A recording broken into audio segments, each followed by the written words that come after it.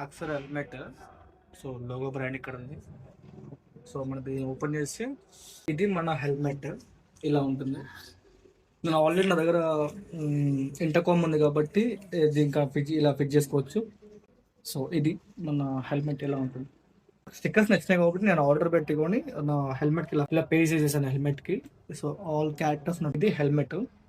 So మనం వచ్చేసి మన చిన్ మౌంట్ ఇక్కడ ఇక్కడ ఈ ప్లేస్లో ప్లేస్ చేయబోతున్నాం ఇప్పుడు. సో చూద్దాం ఎలా ఉంటుందో.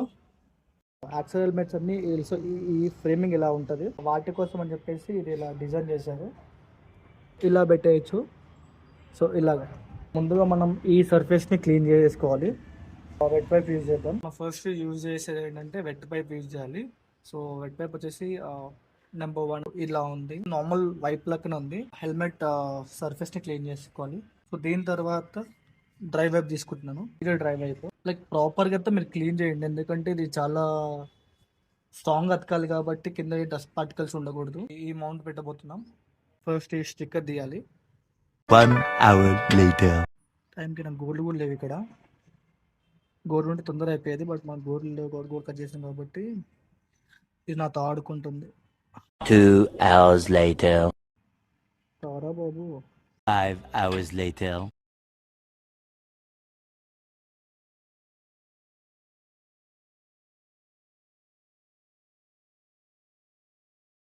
2000 years later. చాలా అంటే చాలా స్ట్రాంగ్గా ఉంది చూడండి. ఇంకా ఓపెన్ అవ్వట్లేదు ఇప్పటికి కూడా. రైట్, ఓపెన్ చేసాము. ఇది లైక్ ఫైనల్గా అయితే ఇది ఓపెన్ చేసాము. సో ఇలా ఉంది కదా. దీన్ని కొంచెం హీట్ చేయాలి. బాగా గమ్మి ఉంటుంది. సో ఈ గమ్మిని బాగా అతకాలంటే మనం బేసిక్గా హీట్ చేయాలి.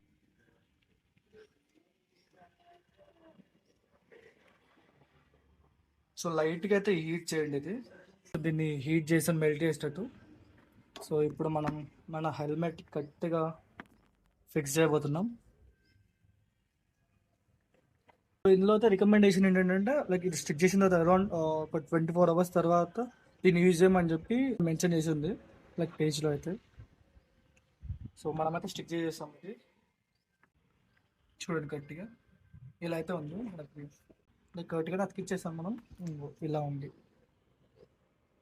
సో ఇలా స్టిక్ అయిపోయింది.